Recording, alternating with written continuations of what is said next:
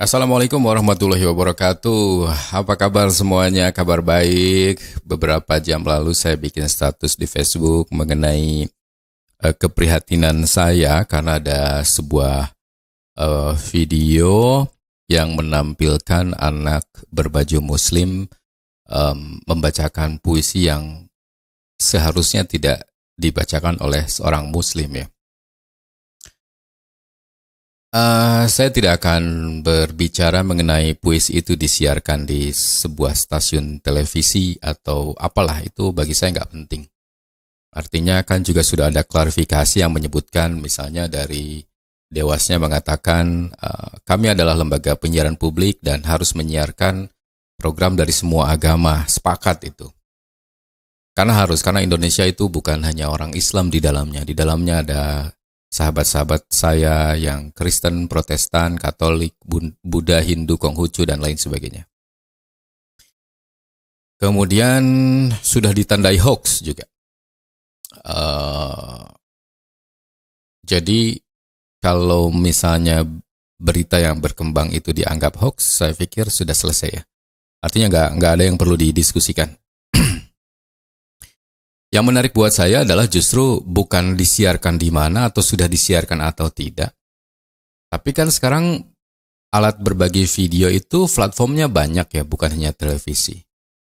Intinya video itu ada gitu. Bukan siapa yang menyiarkan, bukan disiarkan di mana.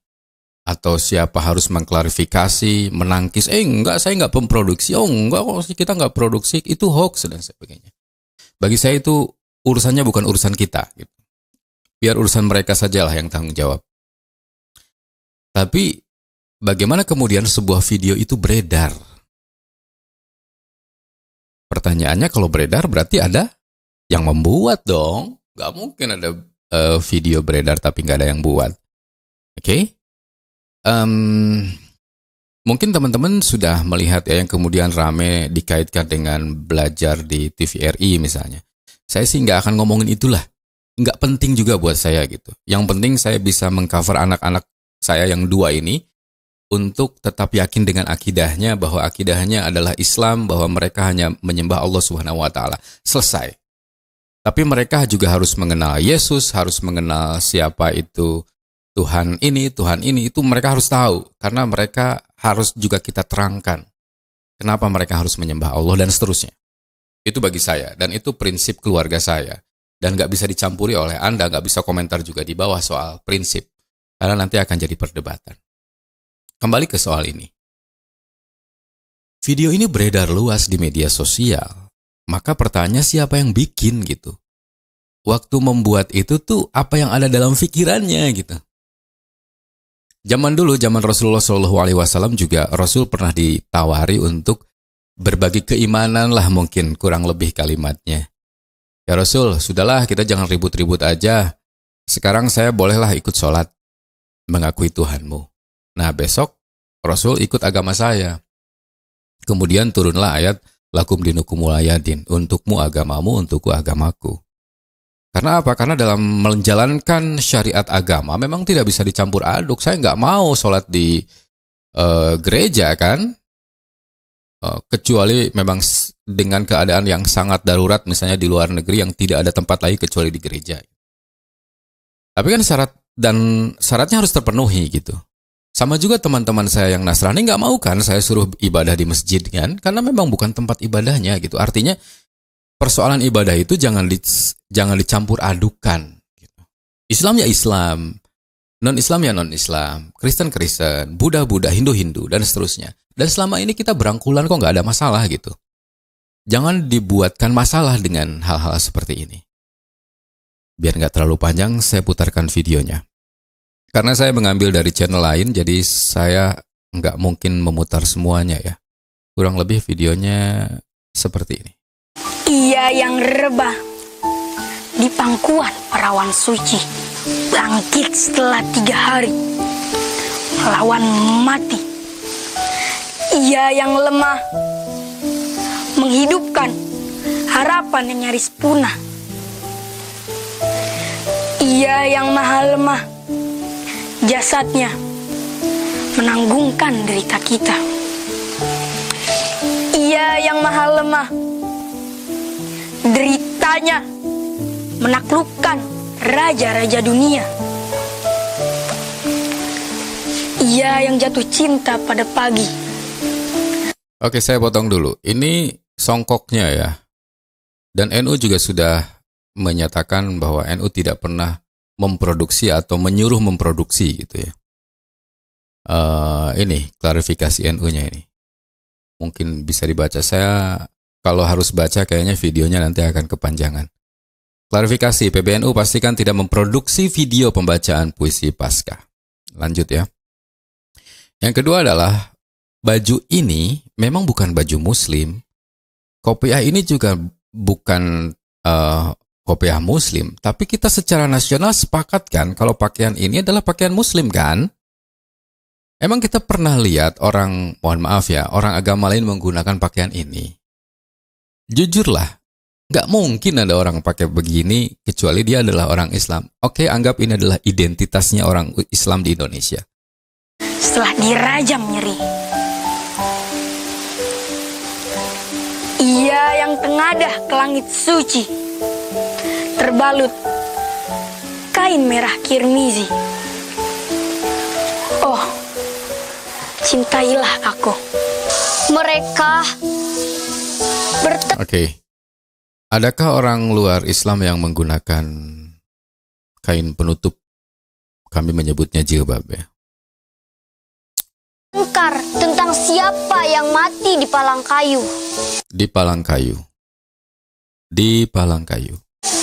Aku tidak tertarik pada debat ahli teologi. Darah yang mengucur itu lebih menyentuhku. Saat aku jumawa dengan imanku, tubuh nyeri yang tergeletak di kayu itu terus mengingatkanku. Bahkan ia pun menderita bersama yang nista. Muhammad. Jadi beberapa potongan video ini menyebutkan di kayu itu cucuran darah dan seterusnya. Yang tanpa kita jelaskan pun maknanya kemana itu teman-teman pasti sudah tahu.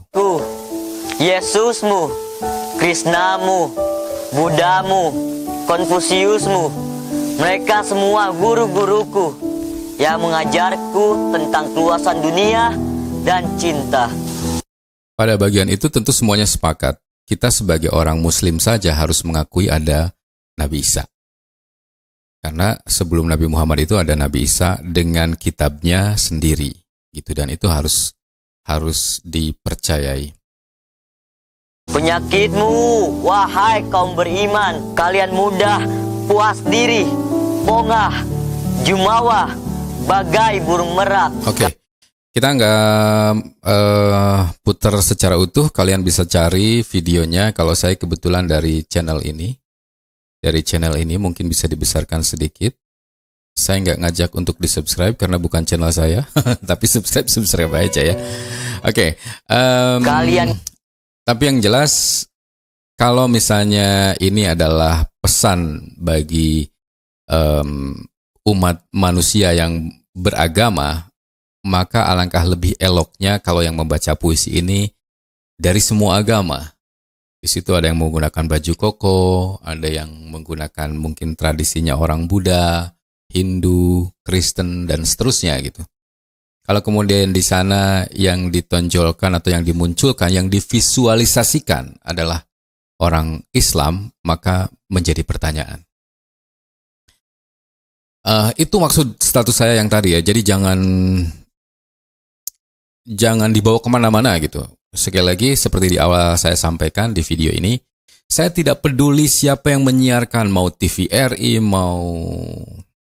karena saya sebutin TVRI jadi semua TV aja ya. TV-TV swasta di Indonesia misalnya mau menyiarkan atau tidak, itu nggak penting buat saya.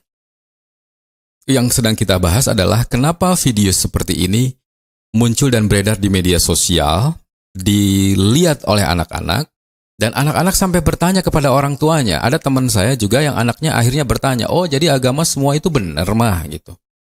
Dan ibunya jadi bingung menjawabnya gitu.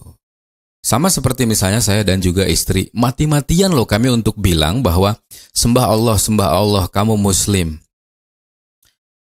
Doktrin gitu ya. Didoktrin mereka dari sejak lahir oleh kita berdua, oleh suami, istri, oleh saya dan istri saya.